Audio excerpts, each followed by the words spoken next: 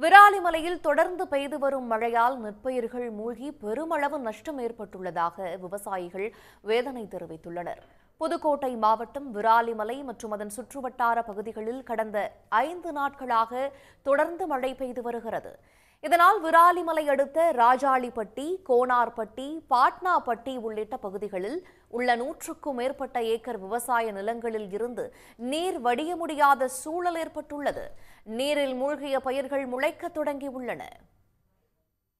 ரொம்ப கஷ்டப்பட்டு நெல் பயிர் நட்டு புரோசனம் இல்லாமல் போயிடுச்சு. வண்டி தண்ணி வாங்கி ஊற்றினோம். எதுவுமே சாப்பாட்டுக்கும் வழி இருக்காது, வழி வராது. மாட்டுக்கு கூட நாங்கள் எதுவும் செய்ய முடியாது. ரொம்ப கஷ்டத்தில் இருக்கோம். கடன் வாங்கி நடவு செய்த நிலையில் தற்போது அனைத்தும் வீணாகிவிட்டதாக விவசாயிகள் தெரிவித்தனர்.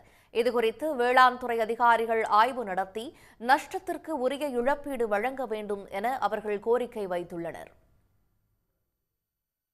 உடனுக்குடன் செய்திகளை தெரிந்து கொள்ள சன் நியூஸ் பெல் ஐகானை கிளிக் பண்ணுங்க.